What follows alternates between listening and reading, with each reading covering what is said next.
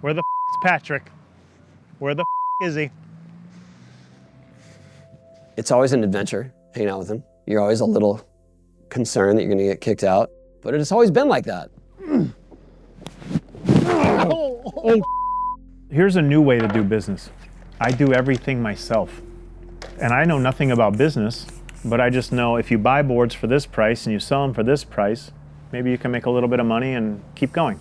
At least if I'm the one doing it, I feel comfortable. Fuck, dude, I'm not failing right now. Fuck that. Oh, it came out pretty good. He had one of the best creative directions in terms of how he skated. You know, there was just stuff that he was doing that was truly next level. When you think of people like Gons and Gnarliest and people from that era pushing street skating, Klein was right there. People like people that are crazy. They do, and he's crazy. Any good skater is crazy. It's like an attractive quality because I'm too scared to be crazy. Let them be crazy for me and I'll be part of this thing.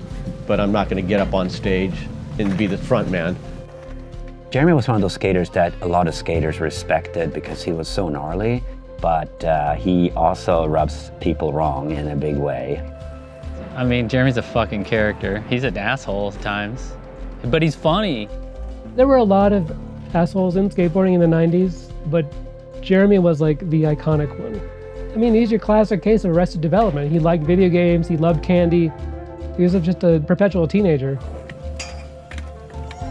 It's so out of character for Jeremy to do this documentary, and it's something that I think needed to be done.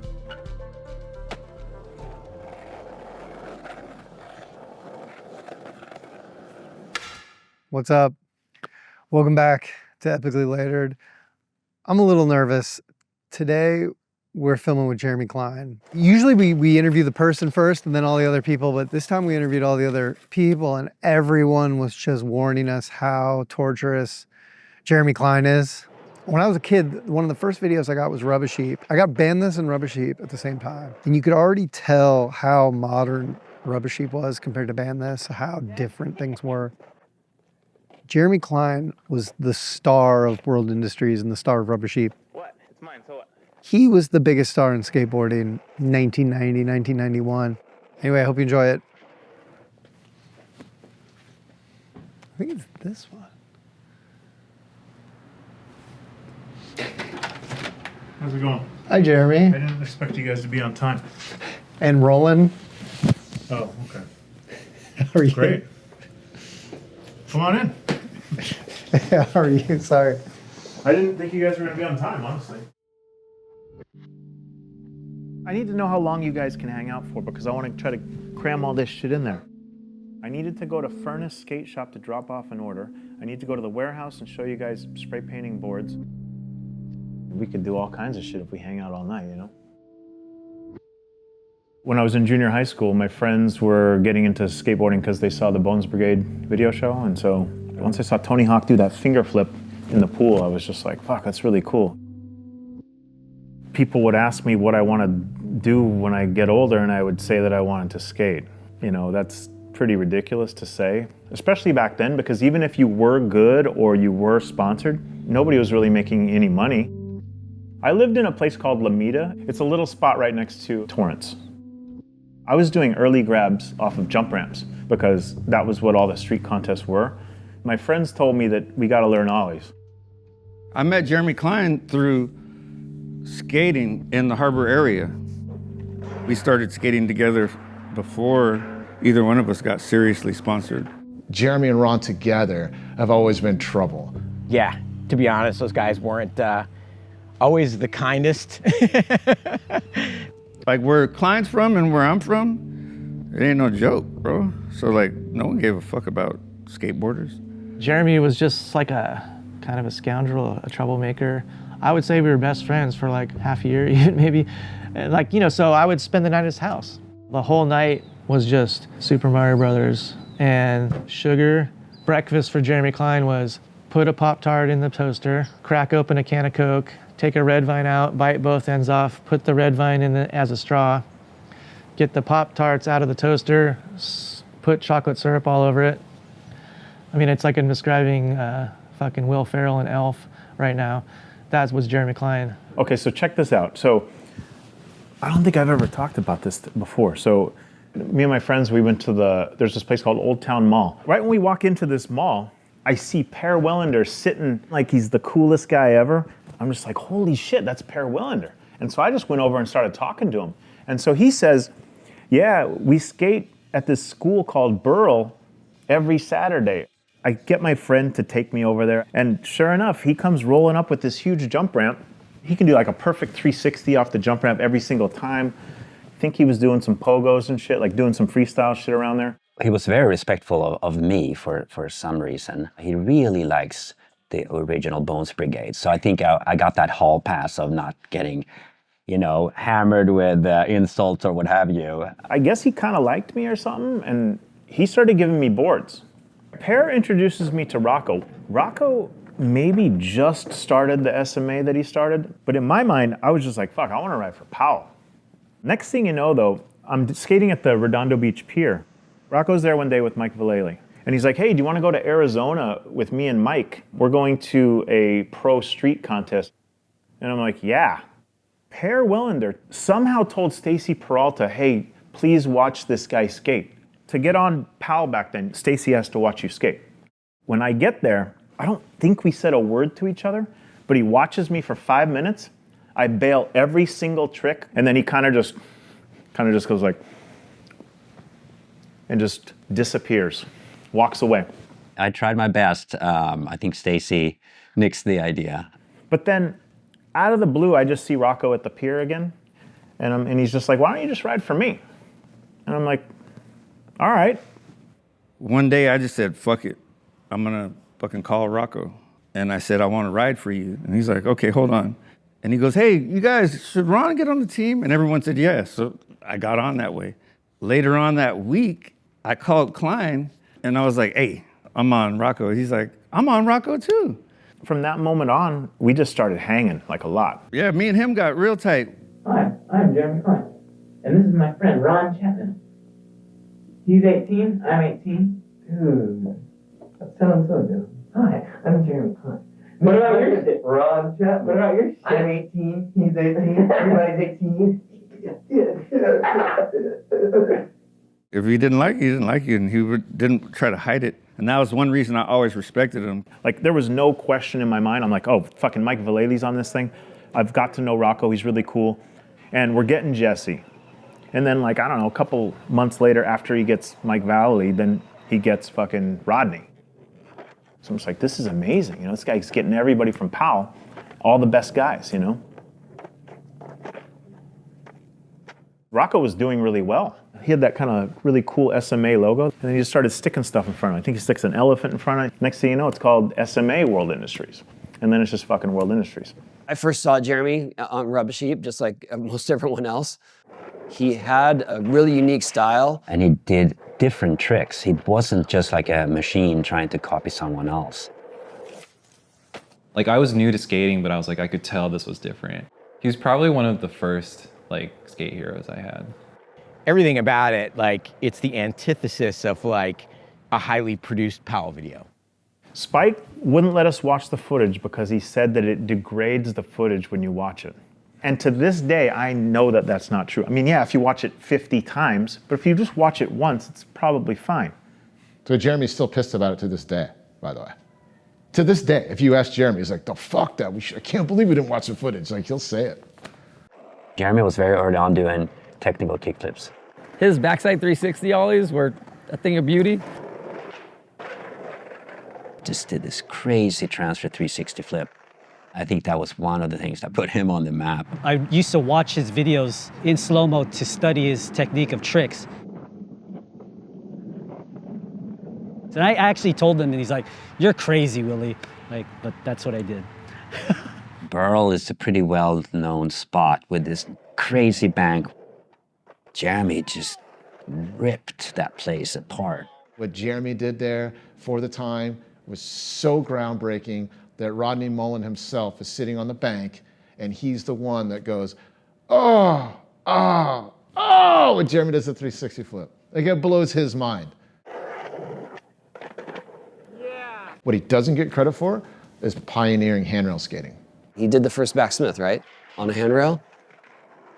That was a leap in terms of what was possible. To see him backsmith on a handrail, and I hadn't even figured out backsmiths on a curb. I was like, dude, this dude rips. Too bad he hates us. We were the dudes that were supposed to be hated because we're supposed to go away and the new guys were supposed to have their thing. Turns out it wasn't true. The newer vert guys, which was supposed to be their time, were like so mad and so frustrated that they're getting pushed away, and so mad at the street dudes that were like, they weren't skating as fast, or, you know, and there was like crazy arguments. It was a brutal, nasty time. The way they got low to their boards and were mechanically almost crazy looking to us, I feel that I got to learn from that, because that was how you could move into doing the moves that they were able to do. You had to change your skating style. Back then, I could do a backside Smith grind on like a fiberglass bench, like not every try, because I refused to use wax back then, or I didn't know about it or something. But you know, a bar is a lot easier than a fiberglass bench. And I think I made the 180 nose grind like second try or something. I mean, I never make anything second try. He's the missing link. He's the one that literally took street skating to technical levels. The way he looks at skating is different, and he is probably the most underrated street skater as far as historian style goes, because no one talks about it. So the focusing of the boards in the video, Spike is the one that taught me how to do it. He'd be like this. He'd stand there and he's like this is the first time I've ever heard of this. He's like, look right through the board and just put your foot to the floor. I remember a conspiracy theory floating around that Rocco made Jeremy Klein start focusing boards on video as a ploy to get kids to break their boards and buy more decks. Nothing's scripted in that video, except for Rocco told me to break. Maybe Spike told me to break his board. I don't know who, but somebody told me to do it. Ron, forget about it. Ron's fucking not doing it. Hey, I'm doing Jeremy. Mine's already cracked. Do it right here. Back then, there were very few black skateboarders, and even fewer black street skaters, and even fewer black street skaters that were relevant. And Ron was super talented. Ron Chapman is like probably one of the more underappreciated skaters. When you look back at your skate career, what are you the most proud of? That I'm still skating now. Skating gave me something. Other than that, I'd probably be a full-time criminal. Like, I found something that gave me a reason to have self-respect and pride. Most of my friends either got into drugs, gangs, or both, and died. Or they quit before they got into either one of those. But like, that hurt me as a kid, because like, all my friends were tag banging, or going to juvie and coming back racist. Like, can't kick it with you anymore. I'm from Longo, or I'm from, like, everyone started gang banging from tagging. It went skating, tagging, gang banging. My board comes out, this one, the Mario board back there, that board comes out and no one's buying it at all. But then Rubbish Heap comes out maybe 1 or 2 months later, I don't really know the times period, and then it's fucking selling really good. And then they get fucking the cease and desist from Nintendo, and they have to send the products to Nintendo. And a funny story about that is I was working with Nintendo like, I don't know, 15 years ago or something, not really working with them, but talking to them. And they're like, yeah, we have a closet up here somewhere that I've seen open before with some really old boards with Mario on it. And I'm thinking, fuck, they've got Rocco's old stash of boards. They got $100,000 worth of boards probably. I mean, this back it's full right now. Oh shit, this is where my blue pants are? Fuck. Well, what would happen a lot with World, it seemed like you kind of became like a flavor of the month. When Rocco knew that he could no longer kind of like tell us what to do and we were gonna listen, is kind of when he gave up on us, maybe. Fuck. You got that thing, Patrick? Here's how you got paid back then. They'll order 2,000 of your boards, you get a $4,000 check. They run out of those 2,000 boards, next month you don't get a check at all. So if you don't have your boards in stock, they can't sell any, so you get no money. How you doing? Special delivery. Yeah. Where should I put it? Right here is good. Right here? Sure. Like I went from getting a check for $5,400 in a month to the next month I got a check for $250. And then the month after that it was $4,400. So it was just like, wow, this is nuts. Wait, why are these in here? What's the price on these? We got Nodis in a trash can. What the hell's going on here? You guys ever put my boards in a trash can? When I started Birdhouse, I had a dream team scenario in my head. What I thought would happen was that everyone would be down because I was friends with most of them, but Jeremy would be the holdout because Jeremy had the most stable career. You know, this is 1992. So all the companies were struggling for the most part, except World. So I put out all the calls to these guys. Everyone hesitated. Jeremy said yes immediately. He was the first guy on Birdhouse. He's the first Birdhouse rider. Dude, I don't know how he said it now that I'm thinking about it. He just said, I want to start a company. I want you to ride for me. That's what he said. That just made me really happy. And in my mind, I'm just like, okay, I'm quitting World for sure. I'm not bad-mouthing Rocco, but yeah, he just said, it's funny. It's actually really funny because he said this to me. I go, yeah, I'm actually going to quit or whatever. And he looks at me and he goes, you're going to quit? You're going to quit? Fine, you're off. Get how he's sitting. It's like Grandpa Patrick here. He's got this thing, he's got the shawl. He's got the shawl on. Okay. I mean, I really was thankful. He took a huge chance going to Birdhouse. There was no guarantee of success. We had no money to give anyone. Having him on Birdhouse, it wasn't just about his skating, but it was more about his creativity.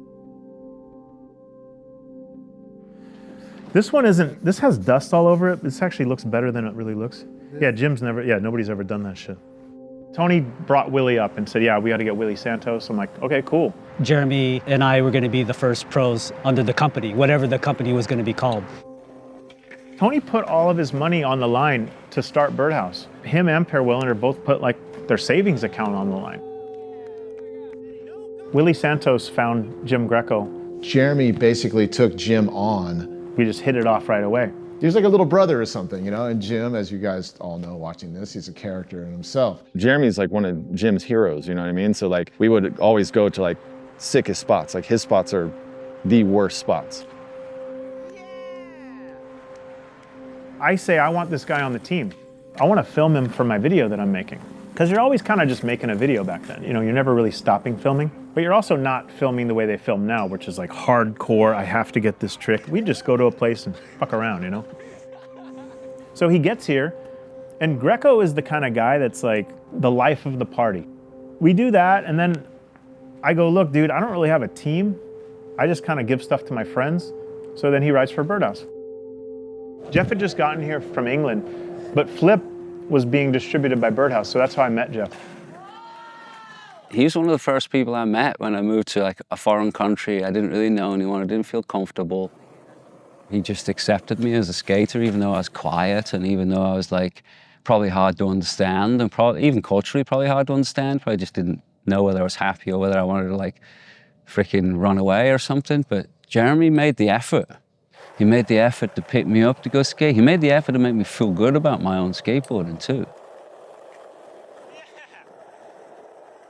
See, I went and stayed with him when he was living with his mother, right? So I was sleeping on the floor on the couch, and you go into sleep on the couch, and there's just video game controllers everywhere, and there's probably still neon lights flashing all night while you're going to sleep. It still looks like that. Yeah. Jeremy's house still looks like that. I need to go over. Yeah, there was a lot of candy. There was a lot of sugar consumed. Like out of everyone I've ever skated with, Jeremy's the guy who goes and skates really early in the morning. And like I still skate early in the morning and at times when there's no one in the schoolyards and places like that, just because it gets rid of that distraction. If anything's rubbed off on me, it's that. All right, we're gonna do the first pass. Well, I already did the outline pass, but now we're gonna do the black pass. Jeremy at one point kind of took over the creative direction of Birdhouse. Jeremy took over the art direction for Birdhouse quite forcefully because he didn't think I was doing a good job. He wasn't doing a bad job. We just wanted some other shit. He just started putting stuff together. And then it was like, oh, this is bold, you know, and it stands out. I would come into the office, he'd be asleep under the desk because he'd been there for days. As wild as Jeremy gets sometimes, you know, he respects the hustle. We did the black on this one. Now we're gonna do the flesh color on this one. Tony Hawk and Per Willander helped me start Hookups originally. We felt that skateboarding is cool in the sense that if you have different brands with different look and feel, that's a good thing. Because I think he just had so much on his mind of graphics, like he can't really just put it all on Birdhouse. I wanted to just make t-shirts with fucking little animation graphics on it. It was just gonna be a t-shirt company. I know anime is really big now, but at the time, you know, they didn't have all this cool, well, I don't know if it's cool, but they didn't have all these animation shirts. I don't know about that color, but, oh, actually, yeah, that's a good color. At the very early stage of Hookups, it was very conservative. And then over time, it got more aligned with implied nudity, and that definitely shocked a lot of shops and also kids and certainly parents. I just like to put girls on boards. I think it looks cool to have chicks on boards. I like robots and shit too. I've probably drawn around over 100 Hookups graphics. Hookups graphic is kind of your basic Japanese anime, stereotypical women, big boobs, very tight clothing, disproportionate bodies. Jeremy was like a caricature of an asshole to where it was almost like comical. And I've always been around extreme personalities most of my careers. Jeremy was just another personality. But Jeremy loved art. He loved artists, and he loved to work with me. So we got along great. Whatever Jeremy would give me, I would just do. That was basically just his hands. When I did go on salary at Birdhouse, I actually negotiated probably the best deal I ever could have because no one else could get along with Jeremy. I would love to do another graphic with him. Yeah, I would love that. He doesn't like doing my stuff. He doesn't like drawing anime stuff. Yeah. Can you talk about Hookups tours? God, they were fun. I didn't really have much money, and so honestly, the tours were just an excuse for me to go on a trip with my friends. I mean, those were some of the greatest tours. There was no parental control at all. You know, there's just basically everyone trying to outdo themselves with some antic. This was van door open at 80 miles an hour, shooting fireworks out, shooting fireworks off in the van, bottle rockets whizzing around. Yeah, it was a nightmare. I wasn't prepared for it. Yeah, those tours were pretty intense, man. They were literally like 30, 60-day tours with demos every single day. Like, he's definitely a prankster, you know, Dennis the Menace times 1,000. But I'm fine with that on the road. It's like, you want that. It gets rid of that mundane on the road kind of feeling, and Jeremy's always been good like that. The thing that made the Hookups tour so special is that at the time, skateboarding was broke. 94 was the first one, I believe. And, you know, people didn't have money. So teams were going out there on the road, skating the crappiest courses you've ever seen in your life. Jeremy wanted it different, so that's why we brought our own obstacles. All the fucking demos I used to go to, World would send me to a fucking place, and they have like 2 wedge ramps in the front, and you're supposed to do a full demo there.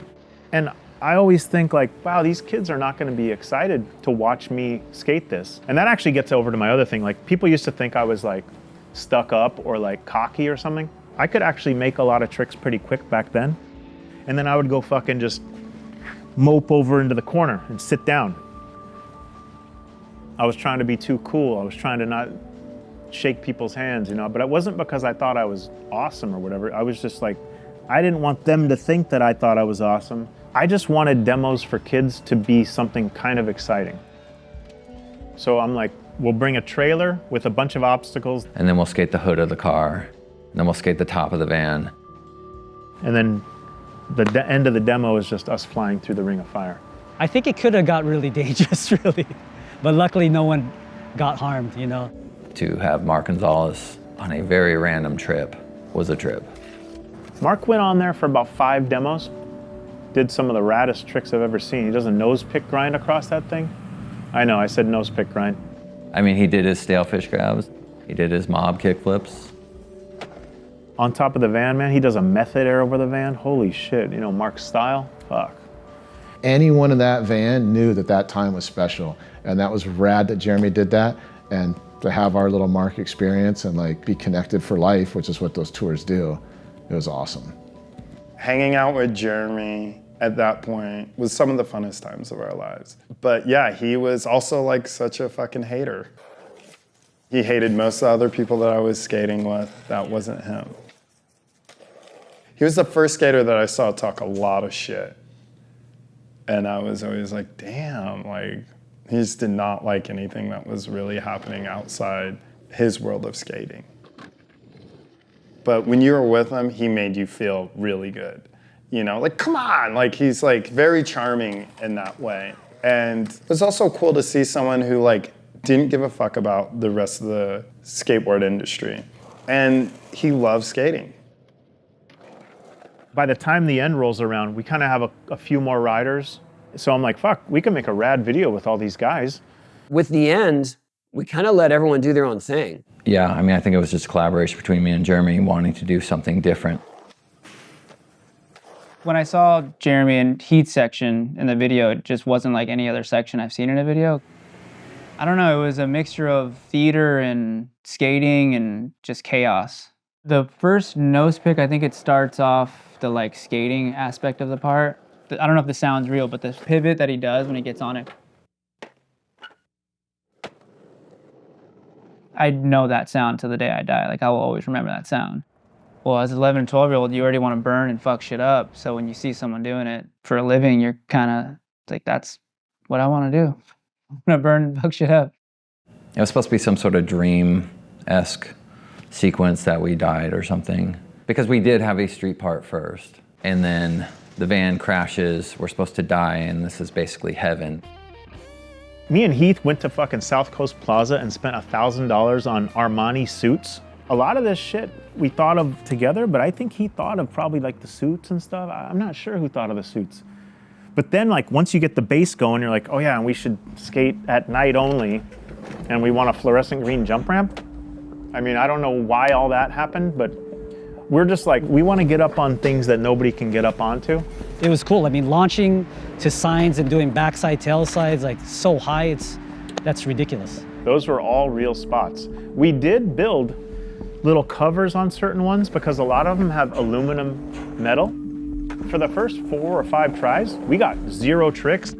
You know, we were being like kind of cocky and like, we're like, yeah, we're gonna get all this shit. And then you fucking put a jump ramp up to a 10-foot sign and you're like, fuck, maybe I can grind that thing. But it ain't that fucking easy. Finally, one night we both got tricks on that green electrical box. And then, you know, we got, I don't know, we got like 10 tricks or something. I mean, Jeremy foot planting over a gas pump? It's ridiculous, but it's so gnarly. To me, Jeremy and Heath's part is one of my favorite parts. Of course, I'm biased as I was one of the executive producers, but it's just rad. I think Jeremy's skating on his level just kept getting higher and higher and higher until like when he skated the end with Heath. To me, that was like the culmination of everything Jeremy Klein. I just remember Jeremy being a ton of fun for what I was, a 20-year-old kid, and having an adult that never pumped the brakes on anything. He was just a lot of fun. I think once we finished that and a Hookups video, I think after those two, he was just kind of burnt out. And then, yeah, we just kind of stopped hanging out from there. We just both went our separate ways. I started taking street skating serious on my own, and he just kind of went back to work. So this is where I screen my boards. Chicken should be in here. Oh, I'm supposed to talk to the camera, huh? I made a company just because I wanted to come out with some boards. I don't think that there was any need for it to be under the Hookups name. I wanted to start a brand that it could have any kind of graphics. For lack of a better name, it's fucking called JK Industries. Chicken's doing what, the last pass right now? Yeah. So, doing the black. So right now we're missing the black only. Chicken's been printing boards for 35 years. How is it working with Jeremy? Oh. Nightmare. When you do it all yourself, you're so close to the product. There's no one else to blame but me if something's wrong. Maybe I'm too hard on myself doing it all myself. I feel like it's a little easier to do it yourself. And I don't plan on getting any bigger. I like it the way it is. If anything, I want to get smaller because I want to have a little more free time. I mean, he's so creative, like as an artist, just in itself, you know, and he will hate that, like someone says that. In fact, you'd probably want to chop my head off for saying that, but he's incredibly talented and creative and multi-dimensional with that too. Klein's always been, that dude's super, super dedicated to whatever he's into. He's super about it, militant, and I can respect that. He's never turned his back on me, and that says a lot, because like, at this point in my life, like, I can't think of too many people like that. I could probably count them on my hand. Last time I saw him, he did some board. It was supposed to be me, him, and Jim Greco, but the board never came out, or I don't know. Sometimes I feel like even there, like he just did that board so that he could give me some loot. Like he can't just give me money. Klein would never do that because he's not a fool. Like he's not a sucker either. But he might have a board that never comes out and da-da-da-da-da, and I get a little check for that time. No, I genuinely wanted to make those boards. I love making boards with Ron. I just wish he was around a little bit more with me. I love Ron. Me and Jim just want him to fucking be with us. The fun thing about skating with Klein and Jim was like these dudes who like are, I don't know, I would assume some level of like well off from skateboarding and being iconic pros of the last, 2 decades are just still spending the whole Saturday driving to different curbs in LA. They have amazing footage together, and it's really neat to see like that chemistry is still there from when they first met in 1994 or whatever. He slams, he goes for it, he's still like skating hard. Jim's just such a character. He's been doing movies for so long now. I don't like filming so much when I'm skating. So a lot of times we didn't really get to skate that much together just for fun. But I didn't have a lot of footage, but I had a couple tricks, yeah.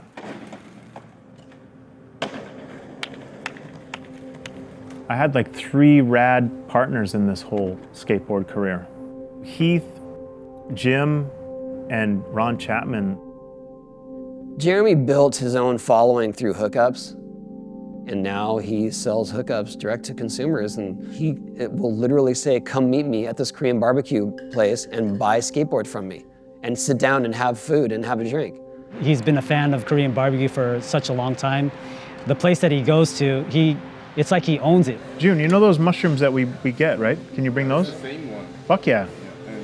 This grill is fucking bullshit right now. The workers, like, they'll take shots with them. I watched him throw a shot glass at the wall in the middle of the restaurant at 7 p.m. Hey, we're drinking. Yeah, I was definitely nervous going down to re-meet up with him.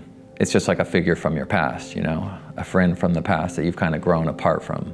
I didn't think it'd go off seamlessly. He's unapologetically himself to everyone. He's not hiding anything. He lives exactly how he wants. If he wants to live like an 18-year-old child, that's how he's gonna live to the end. Like, no one's gonna tell him what to do. We're beyond like the days of like being cool. What's cool now? Skateboarders ride for Oakley, dude. Come on. We connected on a lot of things in a way that I didn't with other skaters. We were very much aligned in terms of our sense of values and priority. Certain people get celebrated differently somehow because they have different longevity or they do different things post their main era. But then some people who were super active in that era who didn't maybe do a lot of stuff afterwards kind of end up getting forgotten, which is kind of strange. For Jeremy to do this documentary, it's like pulling teeth. Like he 100% is completely against like self-promotion, and he's always been that way. He hates guys that do that. But at the same time, I think when you reach a certain age and maybe, being coerced by your friends, telling him, hey man, like it's time, like this story needs to be told. We just wrapped up our day with Jeremy Klein. It was not at all what I feared. He wasn't mean to us. He was gracious. He didn't pick on us, torture me. He didn't even talk shit in his interview. He was just a perfect gentleman. And it was a great day, especially for me being such a big Jeremy Klein fan. Couldn't ask for anything better. So I hope you enjoyed the episode. Wait, where's Patrick? Oh, there he is. Fucking. Fucking. Dude, we went in a minor one, Patrick. You know that? What's a minor one? This is a fucking small one, dude. This is a small bush. I already did my outro saying how nice you were.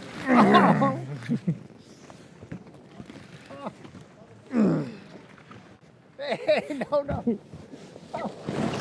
Dude, we're doing the weakest bushes ever, I'm Patrick. stopping the fall a little bit. Dude, but these are like shitty ones. Come on, Patrick. This is the real shit. Watch out, watch your face.